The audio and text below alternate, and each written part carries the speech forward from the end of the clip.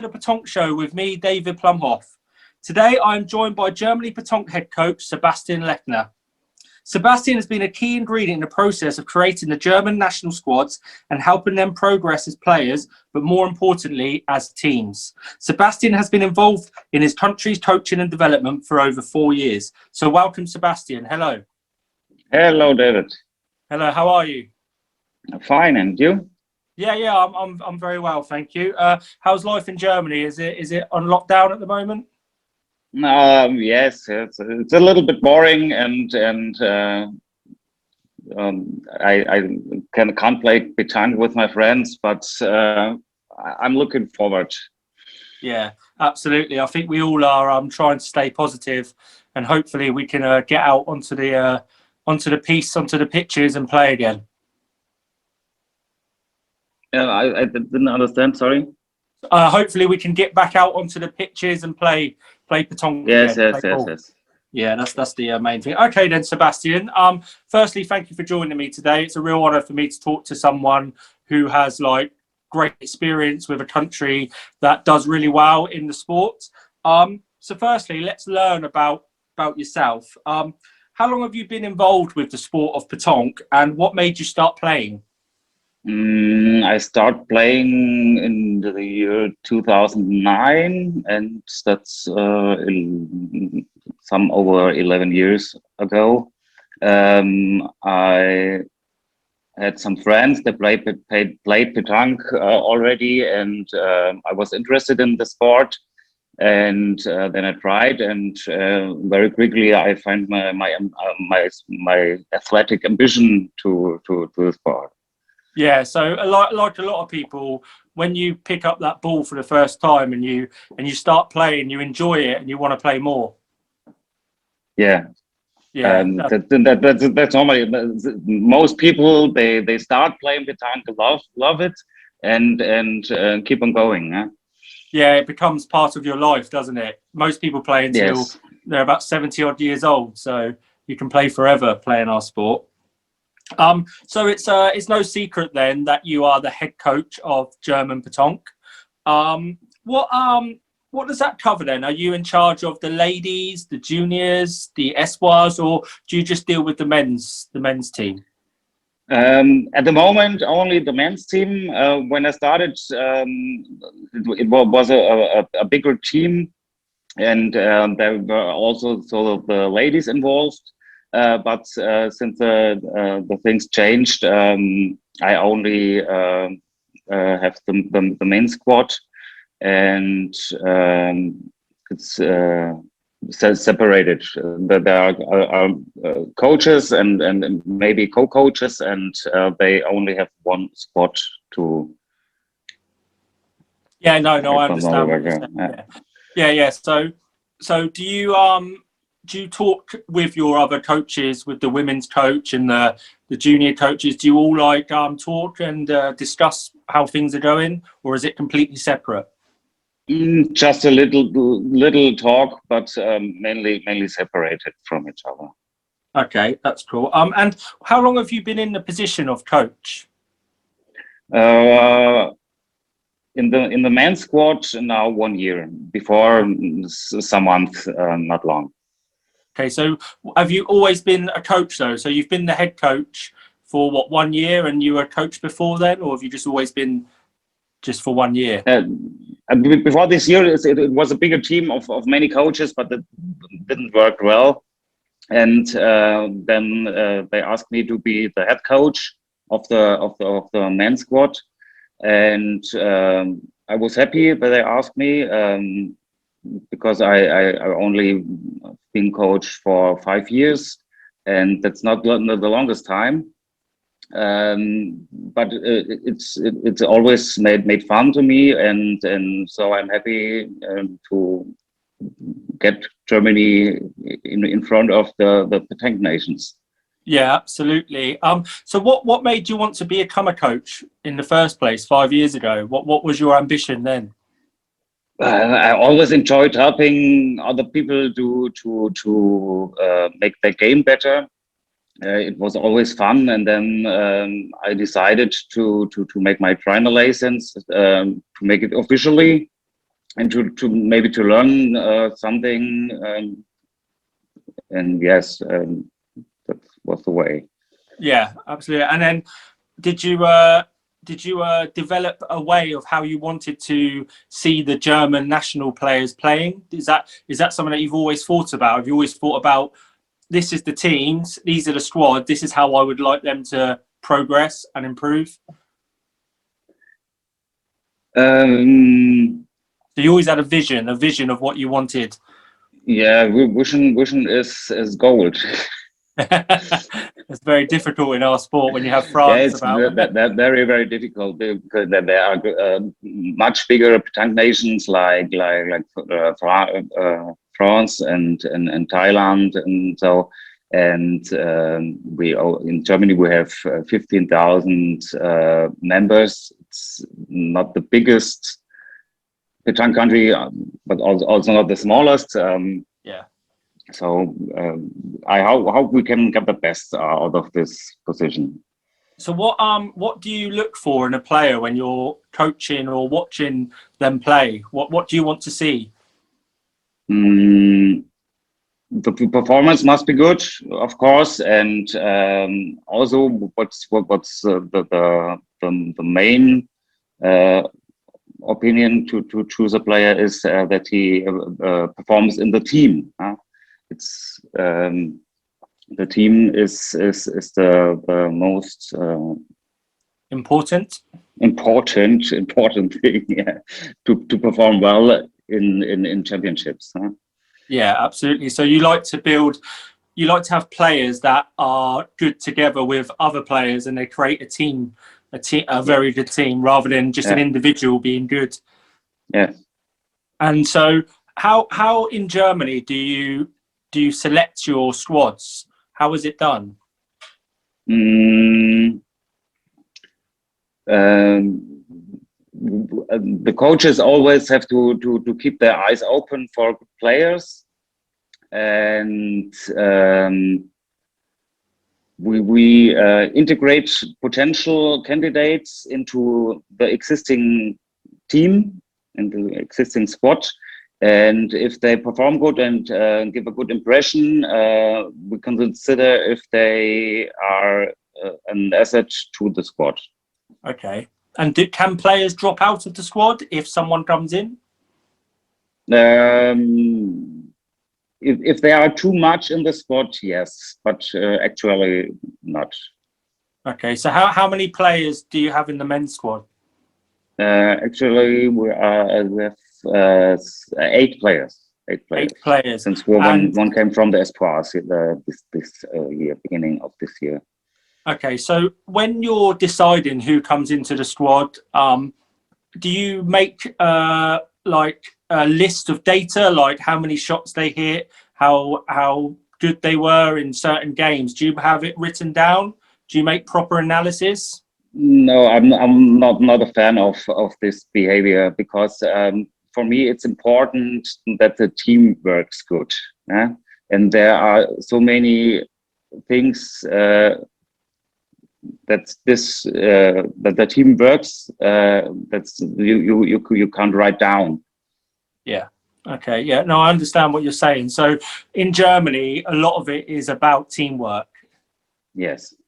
So, but when you're putting your squad together, is it not individual players? So then they have to come. So do you work with them for like a year or 5 months or 6 months, and they all play tournaments together to create that team? Yes, they all play as much tournaments as possible together, and then we look. This player is good with one other or 2 others, and then we choose what's the best combination of all. Okay. But what I'm trying to say is if you pick one player from Munich, one player from Dusseldorf, this is just, one player from Berlin, they're not teams, so they're individuals. And then you must, then you put them into teams, and then you see how they get on together. Is that how you do it? We have about 10 appointments per year. Then that is our squad meetings and tournaments with the squad team, and so they come often together once per month, for example, and yeah, that has to be enough. Huh? Yeah, 10 tournaments, and then from those 10 together tournaments, and from being together, you then select your championship team. Yes, it's over the year we look what could be good, and so we sit together and then we nominate for the team. Okay, and do you like to have an attacking team? Do you like to have a team that shoots a lot of ball, or is it about a very balanced team? It should be balanced. It's to bring a lot of balls. Huh? It's the main question. And always shooting is you can't win. No, yeah, you need to be able to point well as well. Yes, absolutely. England are good at pointing. So what would you say, in your opinion, makes a great team? What, as a coach, what makes a really good team? What's important? I think great team consists of players who perform good on their own and perform good as a team, because it's important that player can support each other. Yeah, absolutely. Yeah, no, I do agree with that. So with that in mind, then, when you're selecting your squads, do you try and base the team on what you feel is the best way? So you don't let other people influence you. It's what you want to do as the coach. I have a co-coach, and I work with him together. I talk a lot with him, and he also has other impressions like me, and then we will come together somehow. Okay, and then you come together to make who you think will be the best team for the. And then do you review after you've had the tournament, and you reflect on it, you review it, and then do you make changes? So for the next season, will those people be out of the squad, or are they still in the squad? I think the squad has to be very constant, because you learn to know each other player, and if there are too much changes, it's very hard. So as an example, in England, we have 6 tournaments, ranking tournaments, and you win points. And then each year, the top 6 make the squad, but they are only a squad for 1 year. And then the next year, it could be 6 completely different players. Do you not agree with that? Do you think it should be the same players every year, with 1 or 2 coming in and out who are performing? Mostly the same players. You have to have a squad that is constant, and players, they play together as much as possible to get a team. Yeah. So for in England, so this year and next year could be 6 completely different players. And what you're saying is, to go to a championships with totally different players again won't help with results. I don't think that could work. No. And when it would be very lucky. Yeah. Okay. Because I know from when I've been to a European Championships and watching since, the same players for France, Thailand, Holland, Denmark, it's always maybe one different, maybe one new player, but the same players play and they do good. So we need to follow that. Yeah. Yeah, absolutely. But how, in your country, in Germany, once you have your squad, how do you get into the squad afterwards? So if you're saying you keep the same players constant, how can someone get into the squad? It's not easy. There's not the one way to come to the squad. If we see players from that we think they are talented, we integrate them in our existing team and Okay. look, do they perform good with the team? And that's the way. Yeah? If it's good, we pick them up, and not we let them go. Okay, so what you're saying is just say there's 8 players and I come along and you think, oh, this guy's got talent. We're going to put him in with 2 other players for one tournament and see how he does. If he plays well and he looks good in the team, we may keep him. And then you have No, then follows another tournament and another Oh, one, okay. and then Oh, okay. So, okay. And then if that player is deemed successful and good enough, will the squad become 9 or will you take one player out? no, there's no limit. I think the squad should not be too big. I think about 10 to the maximum 12 players would be okay, but not more. Okay, I understand. So what you're saying is have a bigger pool of players to choose from, but make sure they only play together. So they build teamwork. Yes, exactly. But in a country like Germany, surely you have a lot of very good players that are good enough to play, or do you only have 8, 9, 10 really standout players? Really stand out. It's some more like 10, I think. But I think we have more than them in England, for example. It's enough to get a good team, and you don't have to pick each good player that we have in Germany. Also, I think there are 20 or 30, maybe 40 good players. They have the ability to play in the squad. Okay, but do some people not want to be in the squad? Do some people moan about squad system?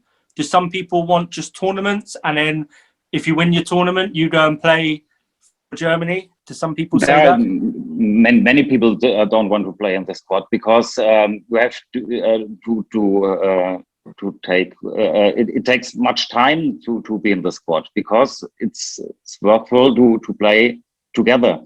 There are many tournaments in the year you have to play for the squad, and you can't play with other players in France, or for example. Yeah, and do you take your squad to other international tournaments, like, I don't know, maybe to Denmark, to Holland, or do you just play in Germany? As possible in other countries. Yeah, to build that different type of player you're playing against, different culture, different. Yes. And do you play in France a lot? 1, 2, 3 times a year.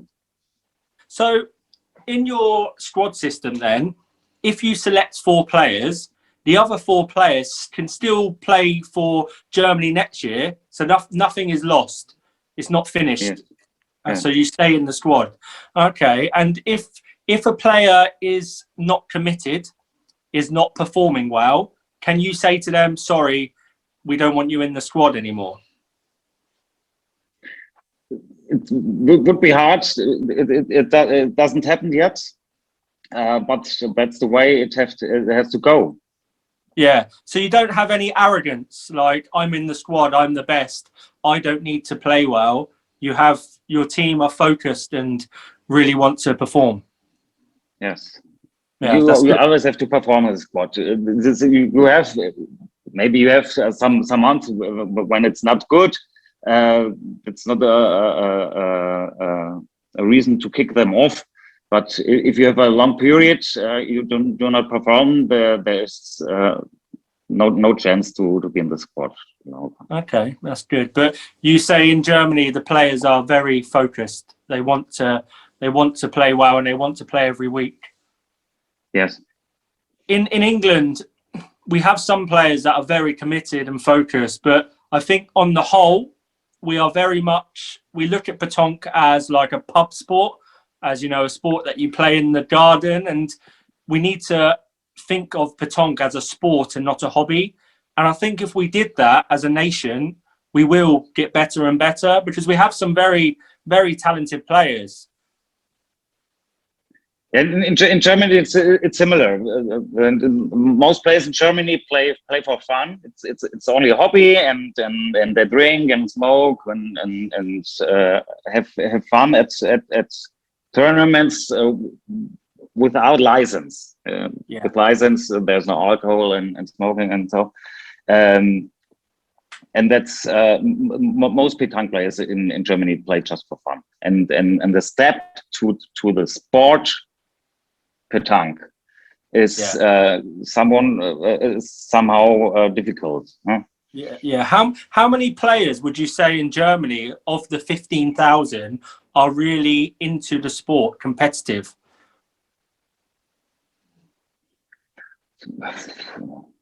About 100 or 200, I think. Oh wow, that's not a lot for 15,000, is it? No, it's not a lot. No, that's and well, we only have 2,500 members, and we've probably got 200 players that are very committed and want to play for the sport. So, maybe one day England will do better than Germany.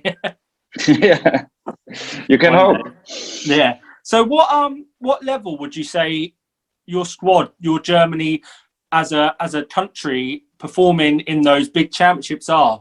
Where are they? Are they close to winning some medals, or would you say they're a little bit back at the moment? I think Germany is in the good middle field across Europe, and with a well-functioning team, we could reach the top 8 of a championship, and the rest I think is a little bit luck, because if you have nearly similar teams, every team can win. Yeah, I always feel like maybe like Germany, Denmark, Holland, sometimes England are a similar, not necessarily completely the same level, but the difference is playing under pressure and the mental side of it. That's the difference in the different nations. Do you guys work on that? Do you work on your mental side, on dealing with pressure? Yes and no. We are already doing a lot in this topic. It's a big topic. It's a very big topic. It's a very individual topic for each player. I always learn things from this topic. What you really can do on an easy way is a match practice and routine in the team. That covers a lot, and then you afterwards it becomes professionally, I think.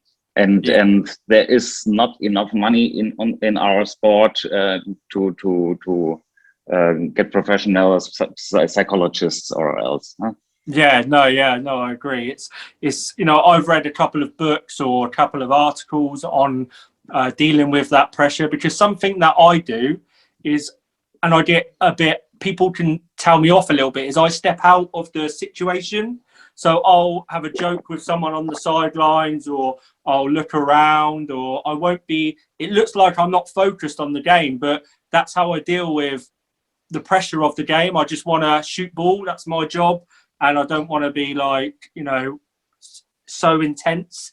And some people say, oh, you're not, keep your eye on the game. What are you doing? But it's not because I'm not focused. It's because I'm just taking myself out of the situation. Every player handles the pressure on different kinds. Yeah. That's one of the points, because it's good if you know your other teammates. Yeah. He's joking around, but he's focused. Yeah, absolutely. Yeah, we've had this debate before about when you're part of a team that is, each other, when you're under pressure, or you're not playing well, or the game is going badly, because you're a team and you know each other, you can build each other back up and get out of that. Do you guys work on that as well, like making sure you encourage each other?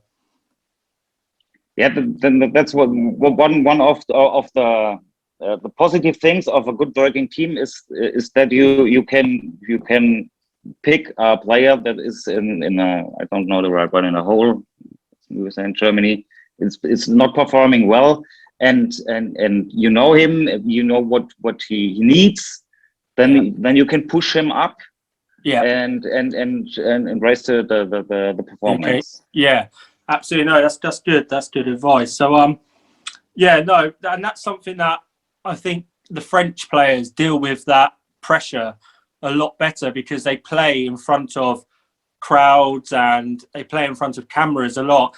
In Germany, do you guys try and replicate that by having cameras and having streaming and crowds? Do you try and get that environment into your game? Kind of that.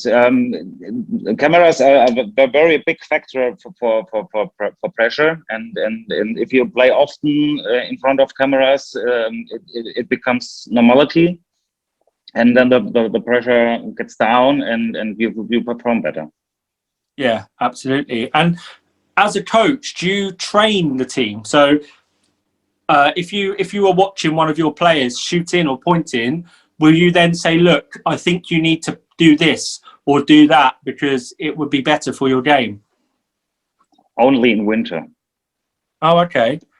Why is that? Because it takes some time to get automatic in the movement, and if you make changes in the season, the performance may go down.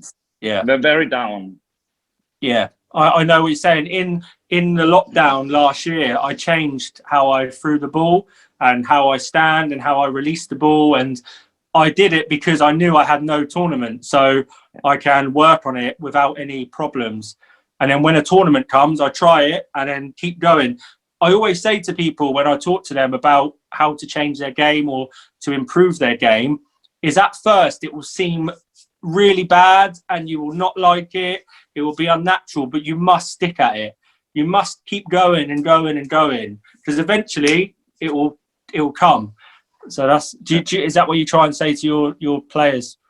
Yeah, that's the way. This is you have to practice, and then someday the automation, I think it's the right word, gets into you, and then the performance rises. Yeah. Do you guys have? Do you make your players have a certain amount of practice a day, or a week, or a month? Do you say 10 hours a week, or 1 hour a day, or? There's not exactly an amount of training. I look that they always get per week 1 or 2 hours, and someone that does more, someone does a little less. It's okay if it's continuous. Yeah. Okay. No, I understand what you're saying. So you don't have a program where they've got to say to you, look, I've done you have to do this amount. You just say, just play your tournaments and do a couple of hours in the week. In the winter, there are plans. Huh? If I see over the year, there could be some changes in technique. Then there is a plan to get into it. So in the winter, in Germany, do you have like indoor facilities? We have just a handful of halls to play petanque, and they are some. From me, I have 2.5 hours to the next hall. Oh, okay. Because I'm in Bavaria, and Bavaria is no hall. Okay. And so do you get the squad together at these different venues and have training together? Yes. Yeah. And so you go there and you'll do different drills, different coaching with them? Yeah. Oh, okay. And we try to come together all 6 weeks about over the winter, so that there is a constant practice. Yeah, in England, we don't play at all in winter. We have nowhere to play, no indoor, and it's too wet and cold as it is in Germany. And I think in the last 3 or 4 months, I must have thrown about 5 times, played petanque 5 times. And so it's very difficult in England to get out and play because the weather is so bad. We need an indoor place. Yeah, it's hard. It's hard if you can't train in winter. It's very hard. This is you always have a performance that goes down over the winter, and then you start on a lower level and have to work a lot. Yeah, that's what I always say. When we start playing again in the spring, it takes another 6 weeks to get up to level because you haven't played at all. You need to get. So if we had an indoor place, maybe 2 or 3 in the country, we'd have somewhere to play every week, and it would help our game massively. Massively, yeah. Yeah, massively improve it. Yeah. As a coach, then, do you have any thoughts on the English game? Have you seen England play and some of the players? Do you have any like, how can we as a country get past Germany's level? What do you think we can do? Or what have you seen? I've not seen much about English petanque, but I think you told you have 2,500 members, right? Yeah. There can't be much money in the sport, so you can't act professionally. That's absolute fear. What I think you can do with small resources is constant squad and play often together. Yeah. So maybe you can do with small money. You can do very much. Yeah. Okay. Yeah, because it's one of the smallest. Must be one of the smallest nations in Europe, England. But like I said, we have some very good players, and it's about one thing that we are talking about at the moment is having like a license system where it's different tiers. So the top players can all play together all the time, and the middle players can play together, and the bottom level, the grassroots level can play together. That's something that's been talked about to try and get the top players to all play together and get better. And obviously in Germany, you have one license, don't you? Yeah, I think only in France they have steps in the licenses. I don't know any other country. Okay, so but yeah, so you generally do feel like squad system is a good step. Yeah, it's definitely. an important step. So have you ever been a coach in any other sports? Have you ever played any other sports that you've been a coach in? No, coach. Not. I did some fitness sport, and I tried to I tried to get coach, but that was too boring for me. Yeah. And in my youth, I was a lot of skating. Oh, okay. Well, ice skating or just roller skating? No, skateboarding. Oh, skateboarding. Oh, skateboarding. Okay. Oh, wow. So when you obviously got involved in petanque, you just wanted to play. You weren't looking at being a coach, no. So No. how in the last like 20 years, well, you wouldn't know, would you? Okay, in the last 10 years, how has German petanque changed from when you started playing to now you're the head coach? How different is it? Is the standard improved? Yeah, a little. When I started playing, it was allowed to drink alcohol and smoke at licensed tournaments. That changed over the time to get more look like sport. Yeah. I think that was an important step to get more professional in the sport. Yeah. So do you have in your tournaments, are they a lot more, you have to wear team kit, is it more professional then in every tournament now? Yes. Not as professional as it could be, but a lot more than 10 years before. And are you, as a coach, as someone who has authority, looking to German Petanque Federation or organization to improve the promotion of the sport, to get more players in? Do you help with that? I'm not really.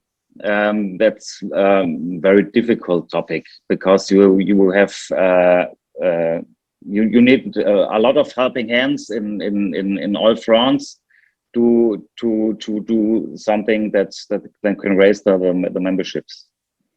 Okay, yeah, because in France they have like 400, 500,000 members. Yeah, It's crazy, the amount, millions, yeah. millions of euros. So in Germany, as you are in charge of the squad, do you have a big budget for your team? It's okay, I think. The government gives some money that we can do more and become more professional. So I think it's okay for such a little sport. So how much does your men's squad get for a budget for their tour? So do they not pay any tournaments, any travel? All tournaments from the squad we are paid for, and the players get the money to sleep, for a hotel, Yeah, sleep, food, accommodation. Yeah. yeah. And also, if they play together without us coaches, they get money for traveling if they play in the German dress. Wow. So basically everything. If you're a German squad player, you're basically sponsored by the government and the organisation. Yes, a little, yeah. Yeah, and do you have any players that are sponsored by like Toro or anything like that? I think Sasha is sponsored by Toro since 1 or 2 months, and some players are sponsored by Bull and Ciel. Okay, and do you have to like manage that because they will want to play with their sponsored players as well in some tournaments? I'm looking for, but there is nothing yet. No, but they don't have. So if you've got a Toro player like Sasha, does he have to play some tournaments with Toro players?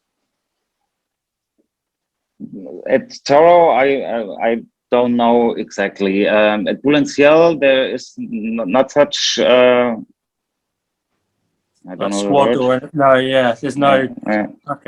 Okay, no, I understand. I understand what you're saying. So, what is the ambition then for what's the future hold for German Pétanque? What's your goal with your squad?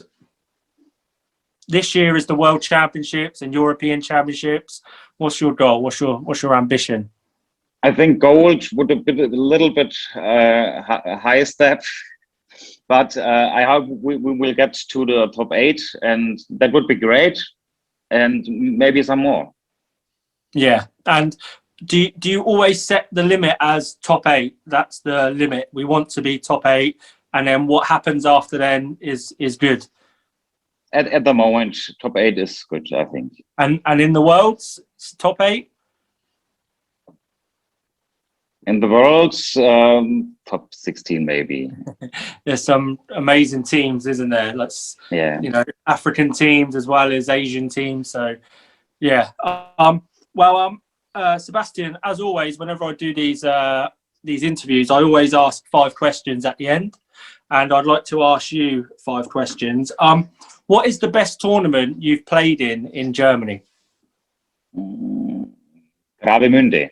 It's the biggest tournament. It's about 512 doubles and about 250 triples.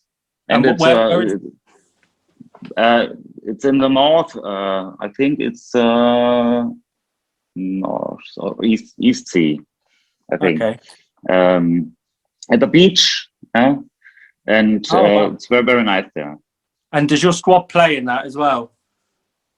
Yes, it's a very important tournament in China. Okay. And have the squad ever won it or done really well?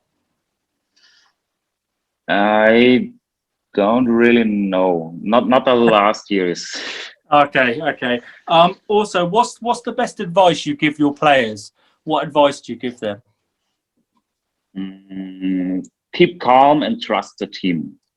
Yeah, make sure. Yeah, that's very good advice. Yeah, trust your teammates is so important. If you're in a team and you don't trust your teammates, it's going to fail, isn't it? Yeah, absolutely. So personally, who is your favourite players to play with when you play? You can shout out someone now. There are a lot of players. I don't want to choose anyone special, I think. But if you want to play with me, that would be great. One day. I've got too many people that want to play with me at the moment. I think it's just because of these. I don't think it's because I'm any good. I think it's because of these interviews. So who is the next big star in Germany? Come on. I think everyone has the potential to be a great player. It's the one star is not good to say, I think. What about, there must be a junior or an espoir that's very good, going to be in 10 years' time. Leon Gotha, I think. Leon Gotha, it's an espoir player. Okay, and how old is he? Do you know? I think he's 18 or 19. Okay, and he's got a lot of potential. Maybe 20, maybe 20. A lot of potential, yes? Yes. Oh, fantastic. And then lastly, if you could play with anyone in the world in a triples tournament, any player, who would be your dream triple? So you and two others. I think Lacroix is one of the best players, I think. And I like Bonetto. Bonetto, yeah. He will become a great player. Yeah, I think this as well. I've said this for a couple of years. I think he's just so naturally good and good temperament as well. So yeah. Anyway, Sebastian, thank you very much for coming on the show today. It's been a pleasure to speak to you. We're great to be here. Yeah, fantastic. And hopefully we can see each other on the piste. Hopefully this year, maybe I could come to Munich or something and play in the big tournaments. But would be great. Yeah, would be great. Okay, thank you very much, and we'll speak soon. Bye-bye.